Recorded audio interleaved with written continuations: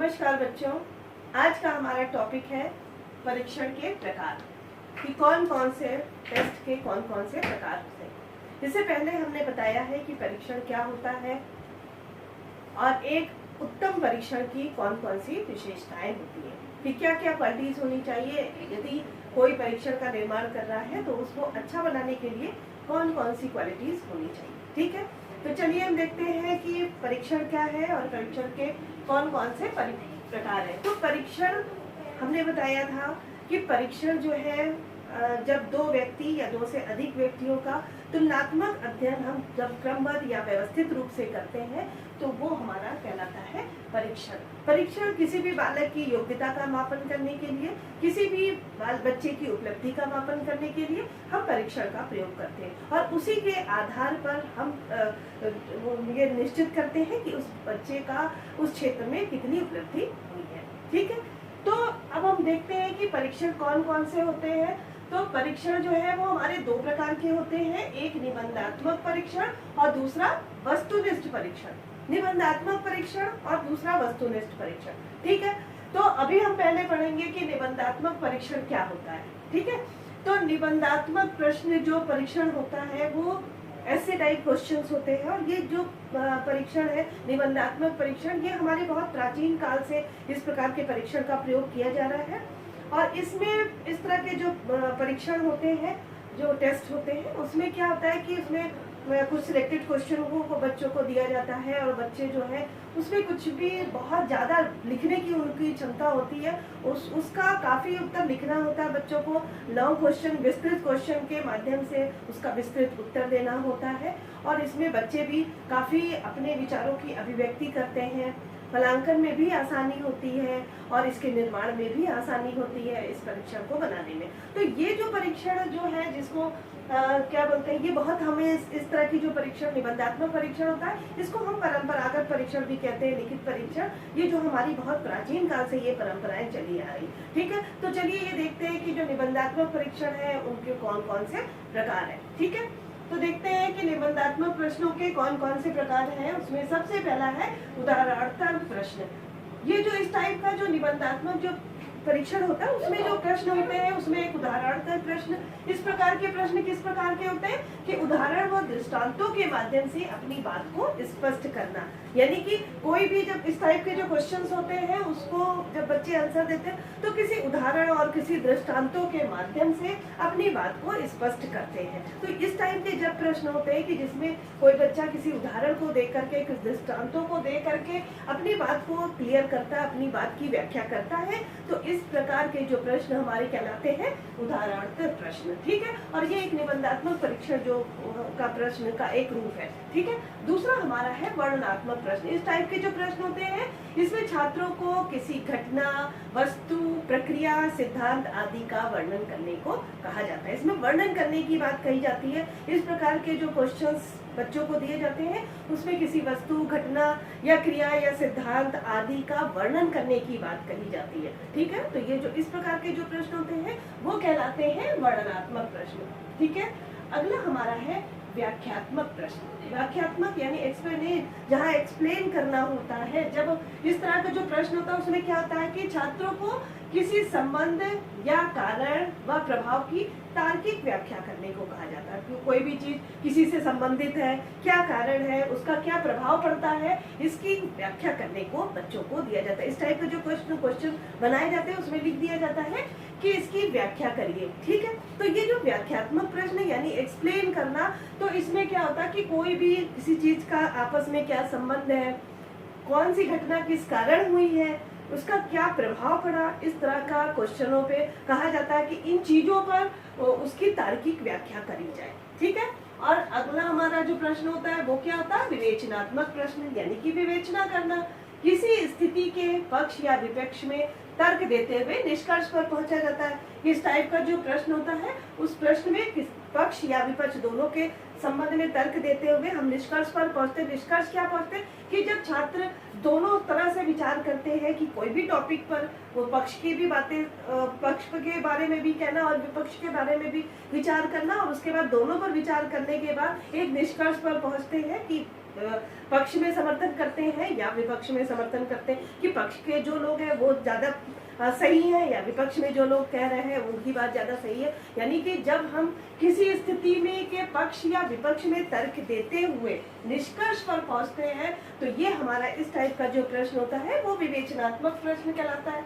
और इसमें छात्र जो है दोनों पर विचार करने के बाद पक्ष या विपक्ष पर समर्थन करते हैं, विपक्ष पर है कि विपक्ष पर जो भी है उस पर वो समर्थन व्यक्त करते हैं। ठीक है, अगला हमारा है तुलनात्मक प्रश्न।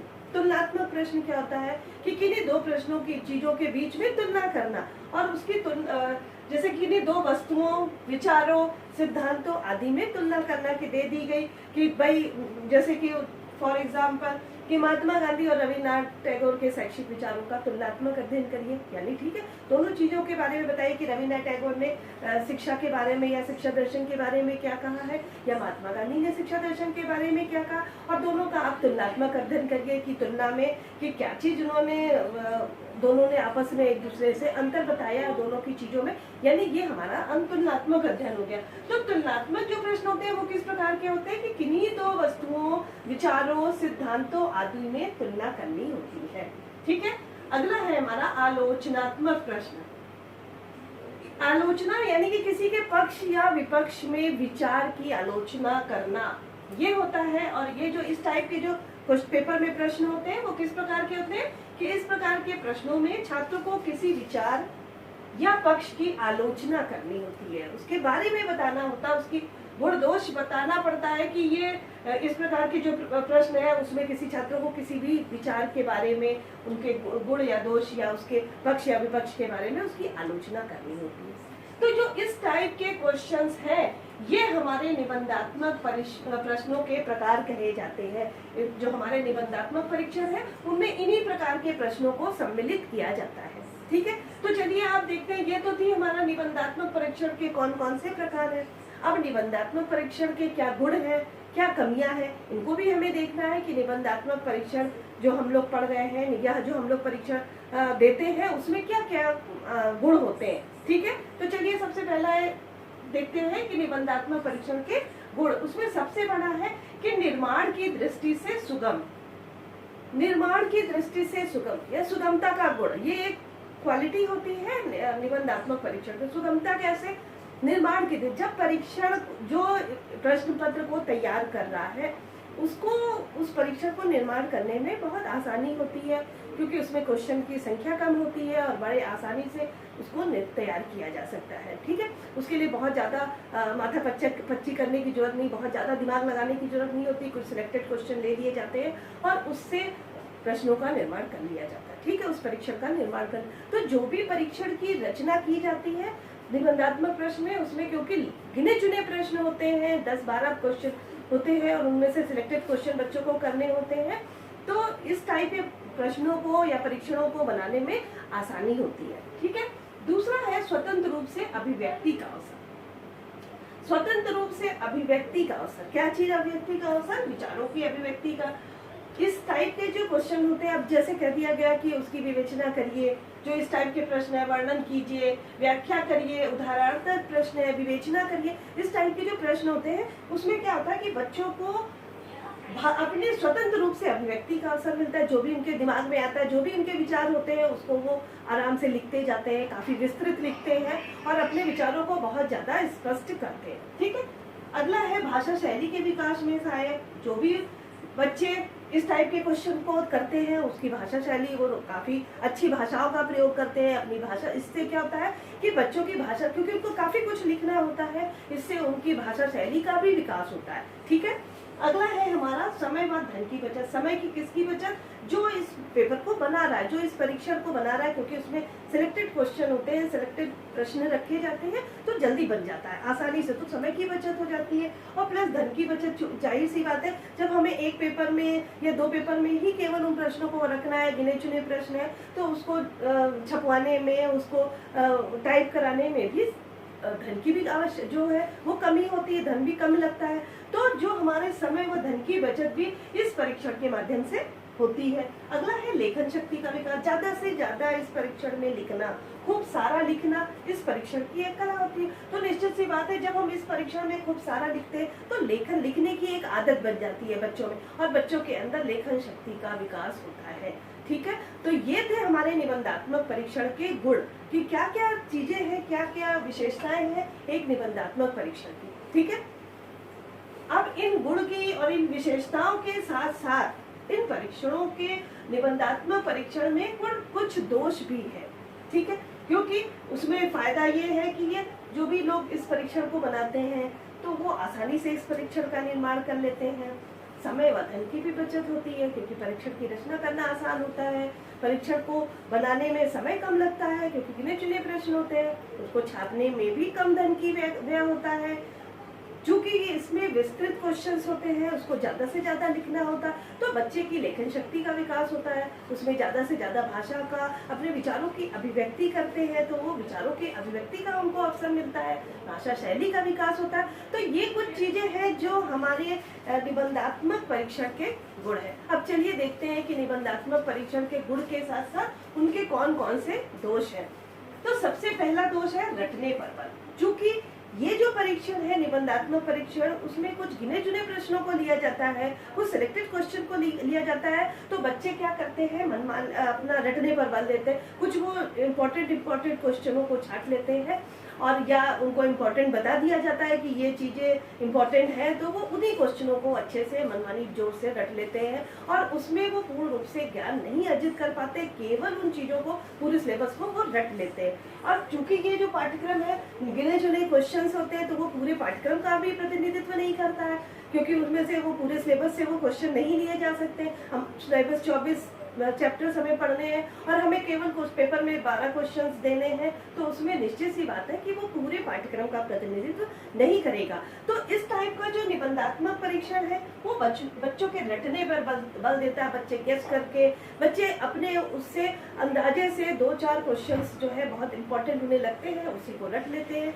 और उस क्षेत्र में उनका ज्ञान भी पूरा नहीं हो पाता। ठीक है, अगला है दोष परीक्षक की मनमानी। परीक्षक की मनमानी क्या मतलब कि जहां पर इस टाइप के जो निबंधात्मक परीक्षण होते हैं, तो उस परीक्षण में जो परीक्षक होता है, जो इस पेपर का मूल्यांकन कर रहा होता है, उसकी मनमानी होती है। वो जो है अपने मन के आधार पर बच्चों का मूल्यांकन करता है। कुछ बच्चे उनके बड़े अच्छे होते हैं, जो बच्चे उनके नजरों में बहुत अच्छे होते हैं, बहुत अच्छा कार्य करते हैं, वो एग्जाम के समय भी, चाहे उस बच्चे ने कुछ भी बहुत अच्छा नहीं लिखा लेकिन उसको अच्छे नंबर देते हैं। तो कहीं ना कहीं जो है वो परीक्षक की मनमानी होती है, और परीक्षक जो है अपने हिसाब से बच्चों के अंक प्रदान करता है, या अपना जो उसको जैसा समझ में आता है। कोई किसी को कोई उसकी चीज क्वेश्चन सही लगते हैं, उसका आंसर सही लगता है, क्योंकि उसका एक सटीक आंसर तो होता नहीं है। तो परीक्षक जो है इसमें अपनी, इसके फलांकन में, इसके मूल्यांकन में अपनी मनमानी करते हैं। ठीक है, अगला हमारा दोष है अधिक समय की आवश्यकता। इस परीक्षण को बनाते समय तो हमें समय कम लगता है, ठीक है, लेकिन जो इस पेपर को करता है उसके लिए समय की आवश्यकता बहुत होती है, क्योंकि ये विस्तृत क्वेश्चंस होते हैं, इसमें विस्तृत उत्तर देना होता है बच्चों को। तो बच्चों को लिखने के लिए, इसका उत्तर देने के लिए समय की बहुत ज्यादा आवश्यकता होती है। ठीक है, अगला है संयोग या भाग्य का महत्वपूर्ण स्थान। संयोग या भाग्य दोनों जगह पे स्थिर हो जाती है कि जो बच्चे उन्होंने सिलेक्ट क्वेश्चन तैयार किए हैं, हो सकता है वो संयोग या भाग्य से वो क्वेश्चन आ जाए तो भी उन अच्छी बात है, और अगर नहीं आता है तो भी ये उनका भाग्य का वो है, इसमें महत्वपूर्ण स्थान है। दूसरी चीज, जब टीचर्स इसका मूल्यांकन करते हैं, जो परीक्षक है इसका मूल्यांकन करते हैं, तो कहीं ना कहीं ये चीजें उनके मूड पे बहुत डिपेंड करती है। आज उनका मूड सही है तो उन्होंने सभी बच्चों को बहुत अच्छे नंबर दे दिए, या कहीं उनका मूड खराब है तो उन्होंने सब कुछ खराब नंबर दे दिए, या कहीं ना कहीं ये सब कुछ चीजें जो है संयोग या भाग्य पर डिपेंड हो जाती है। कि अब बच्चों ने 10 क्वेश्चन हमें एक परीक्षण में रखना है, तो निश्चित सी बात है वो पूरा सिलेबस को नहीं कवर कर रहा है, तो उसमें से कौन से क्वेश्चन जो बच्चों ने तैयार किए वही आते हैं या नहीं आते, ये भी हमारे उनके संयोग या भाग्य पर जुड़े होते हैं। अगला है अंकन में त्रुटि की संभावना। जो भी अंक बच्चों को एग्जामिनर्स दे रहे हैं उसमें त्रुटि की बहुत ज्यादा संभावना होती है, क्योंकि उसमें विश्वसनीयता का गुण नहीं होता। एक बार परीक्षण ने, कोई भी परीक्षक ने उस क्वेश्चन में कुछ दूसरा नंबर दिया, दूसरे ने कुछ दूसरा दिया, और उस पर क्योंकि उस परीक्षण जो भी मूल्यांकन करता है उसके मूड के ऊपर डिपेंड करता है, या मान लीजिए उसकी मानसिक स्थिति उस समय मानसिक स्वास्थ्य खराब है तो कहीं ना कहीं जो उस समय आपका मूल्यांकन कर रहा है उसमें अंकों में त्रुटि होने की संभावना हो जाती है। ठीक है। और लास्ट हमारा है पक्षपात की संभावना। अभी हमने बताया कि जो परीक्षक होते हैं जब मूल्यांकन करते हैं ना कहीं उनके अंदर पक्षपात हो जाता है, बच्चों को अपने हिसाब से नंबर देते हैं, जो उनके खास स्टूडेंट होते हैं उनको अच्छे नंबर दे देते हैं और जो नहीं होते उनको कम नंबर देते हैं, या जो बच्चे हमेशा क्लास में हर चीज़ में आगे आगे होते हैं वो भले उन्होंने एग्जाम बहुत अच्छा नहीं किया लेकिन फिर भी उनको अच्छे मार्क्स दे दिए जाते हैं। ये हमारे पक्षपात की संभावना इस टाइप के परीक्षण में होती। तो कहीं ना कहीं ये जो परीक्षण हमारा निबंधात्मक परीक्षण है वो हमारे गुणों के साथ साथ उसके अंदर दोष भी है। ठीक है। तो ये था हमारा निबंधात्मक परीक्षण। उसके बाद हम अगले उसमें पढ़ेंगे कि वस्तुनिष्ठ परीक्षण कौन कौन से हैं। धन्यवाद।